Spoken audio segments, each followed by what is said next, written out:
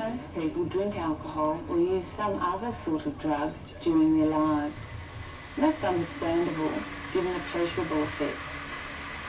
Unfortunately, some people drink alcohol or use other drugs in ways that cause harm to themselves or others. That is, they continue to drink or use drugs despite health, social, legal or relationship problems.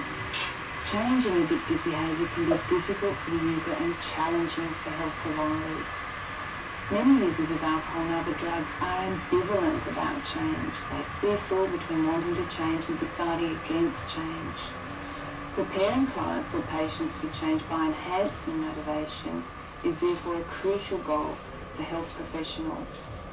Motivational interviewing, developed by Professor Bill Miller, is a style of interacting with people to help prepare them for change, and has been used successfully with people who have alcohol and other drug problems, as well as with other addictive behaviours like gambling and sexual disorders.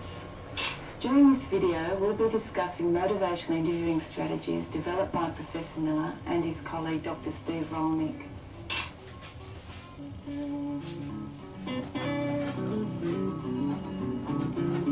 Motivational interviewing is well suited to opportunistic interventions and can be used in generalist settings such as hospitals and community health centres, as well as specialist alcohol and other drug practices and needle exchanges. Motivational interviewing is also particularly useful during earlier stages of change, where the goal is to encourage the person to move another point along the cycle of change.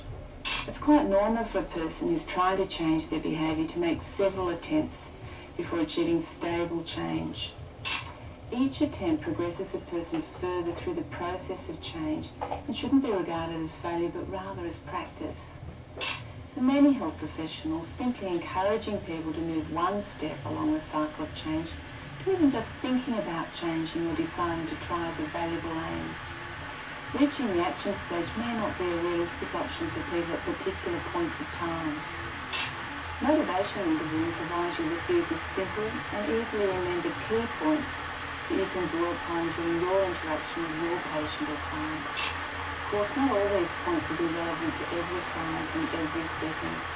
The characteristics of your clients, demands of time, your own clinical style may lead you to adapt your approach to suit your situation. Motivational interviewing offers you the flexibility to do this.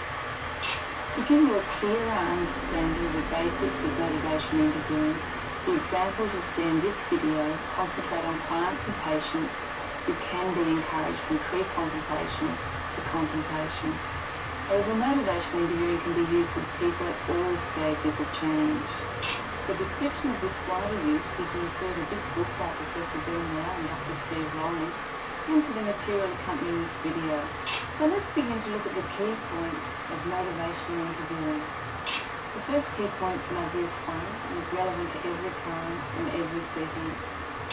Tell the person the amount of time you have available. Give an explanation of your role and goals. Give a description of the client's role. Mention details that must be attended to. And ask an open-ended question. We have about a quarter of an hour together, and I'd like to get an understanding of what it is that brought you into hospital. I'll mainly be listening because I want to understand how you see things. To have some idea about what will and won't happen to you in the hospital, and I'd like to hear about this. A bit later, I'd like to ask you for some specific information, but for now, could you tell me what it is that brought you here? After opening your interview, the next step is to raise the issue of alcohol and other drug use. Take me through a typical day. I don't know. I get up in the morning, I go to work, I come home. Well, so it seems like you've got a routine. Tell me about your meal. Most people drink wine or beer with you. What do you usually have with your meal? Well, I usually have a couple of glasses of wine. How many glasses would that be? What about other times? Well, on the weekends, I usually just go down the club. After you've raised the issue, it's time to begin an exploration of the person's drug use. The best way to do this is to ask open-ended questions that can't be answered with a yes or no. In motivational interviewing, traditional counselling skills are given a new twist when your questions seek to elicit not only the client's concerns about their drug use, but also the benefits they perceive. What do you like about Speedway? Well, when I take it, I really feel like I can take on the world, you know, that I can cope with anything. And what's the other side? I guess the downsides are that, you know, I guess more and more I'm feeling that I can't get by without it. Reflective listening then involves reflecting the person's meaning in the form of a statement. In motivational interviewing, double-sided reflections such as on the one hand and on the other are often used. Words which could be perceived as judgmental are avoided. On the one hand, you really enjoy using speed. On the other side, you feel a bit concerned about feelings of dependency. Direct affirmations in the form of compliments and statements of appreciation can be supportive. I wasn't going to come in here today. I mean, it's not like I'm hooked or anything. I appreciate how hard it must have been for you to decide to come in today. I know it's a big step for you to take. You can use summary statements to link together material you've discussed with your patient. It's helpful to preface a major summary. Our time's running out, and I'd like to check my understanding of what you've said, so I can review where we are and where we're going. But please let me know if I've missed something out or I'm on the wrong track. So you came into hospital because you'd fallen downstairs at a party, and you've been feeling fairly down lately, and also you've been worried about being, well, the possibility of being retrenched anyway. And you've been drinking a little bit to cheer yourself up, and maybe you think you've been overdoing it a little. You're concerned about having been embarrassed at the party, and you're also more concerned about picking fights with your family. You're not sure how to handle feeling down without drinking, and so you're not sure what to do. Is that a fair summary so far? What I think we got? Yeah, I think that pretty well much covers everything. Here you select certain material to reflect back, emphasising the less good aspects of engaging in the behaviour at problem levels. In motivational interviewing, it's the health worker's role to elicit from the client his or her own arguments for change. Your aim is to evoke cognitive, emotional and behavioural commitments from your client. Here are some examples of evocative questions you can ask. In what way do you think that you or others have been harmed by your speed use? What do you think will happen if you don't make changes to your speed use? What makes you think that you need to make some changes to your speed use? What do you think would work for you if you decided to change your use? What else makes you think that you could succeed in changing your use? Encourage your client to discuss the good and the less good aspects of the present behaviour. So Josh, tell me, what are some of the good things about using heroin? That great sense of rush after the hit, and the total zoning out. Yeah. So there's the total zoning out. What are the less good things then? The constant need to actually keep looking for a hit, and the scary thing that I actually might be addicted. Getting your client to elaborate will reinforce the theme and elicits further self-motivational statements. There you go. So, tell me more about how you came to run out of kids. Well, we had some people around and then we just ran out. Oh, okay. Yeah, so how's it been going? Pretty good. Yeah, you still using? Yeah, same as before. Yeah, same amount? Yeah. Yeah. As you can see, motivational interviewing can be used in snippets across time in settings such as needle exchanges, as well as in longer interactions in counselling and health settings. Another technique to elicit self-motivational statements is to use extremes. So what concerns you the most about having shared? I'm pretty worried about having HIV.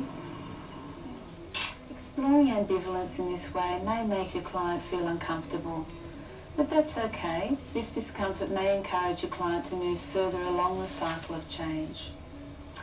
Sometimes a comparison between better times in the past and current concerns can be effective. What were things like before you started using heroin? What was your life like? I was much happier before heroin. I had problems, but not as much as now. Highlighting discrepancies between oneself as a person, for example a caring parent, and current drug use can be an effective technique. So what would a friend describe as your good points? Most friends tell me I'm really good with Jessica, my little daughter. We would, go out and do things together. So how does that fit in with what is happening now? I find I'm actually leaving Jessica at Grand's, and Grand's getting old, so it's not the best. Helping people to imagine a changed and better future also helps to elicit self-motivational statements. So Josh, how would you like things to turn out for you? Well, I like to get work, have a good family life, and stop using. It's always helpful to remember that motivational interviewing may not lead to a readiness to change. Sometimes people choose to remain as they are, or they don't take on board what you've both discussed until a later time. This doesn't mean that your interaction with the person's failed. It may eventually be one contribution to later change. If there are signs of possible readiness to change, it's time to switch strategies from phase 1, building motivation for change, to phase 2, strengthening commitment. Signs that your client is ready to commit to change include decreased resistance, expressions of concern, openness to change, and increased questions about change. Clients are more likely to carry through with ideas they feel are their own, so now's the time to ask key questions. What do you think you'll do now? What's the next step? I can make sure I get a big pack of fits and make sure I've always got them on me. Information and advice is best given when the client asks for it, or after you've sought permission from your client. Otherwise, it can be perceived as too prescriptive and may elicit resistance. You might be interested in getting some information on Hep B and C. We're learning new stuff all the time. I was just recently at a conference on Hep C. Yeah, well, yeah, I worry about Hep C. Allowing the client to judge how a suggestion fits with his or her personal situation is more likely to lead to change.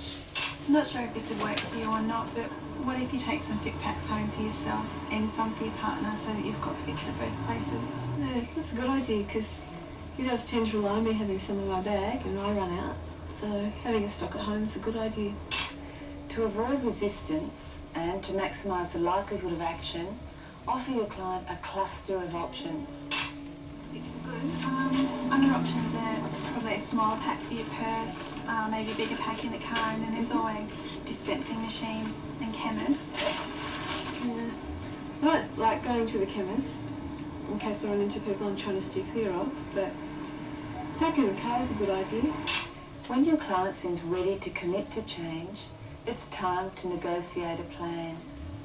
Here, clear, realistic and short-term goals are best. So it sounds like you'd like to cut down on your drinking. What do you think would be a good level for you?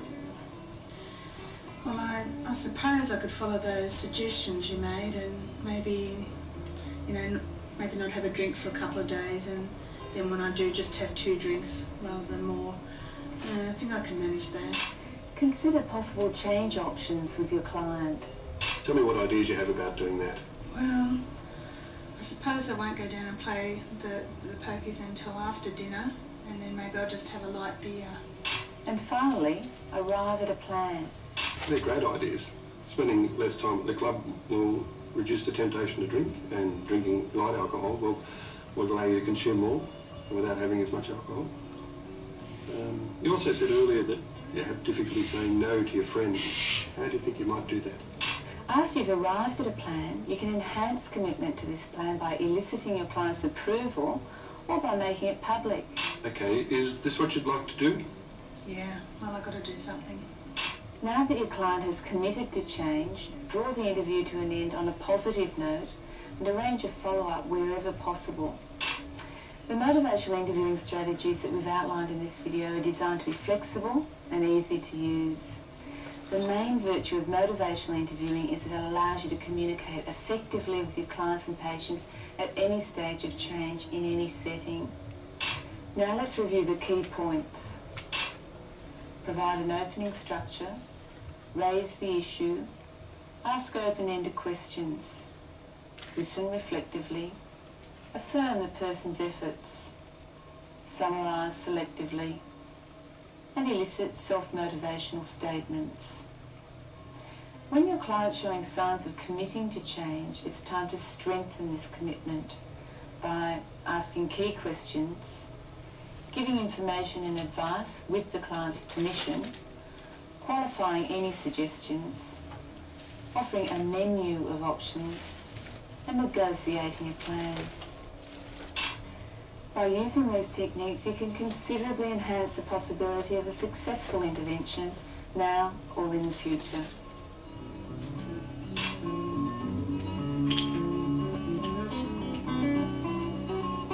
Mm-hmm.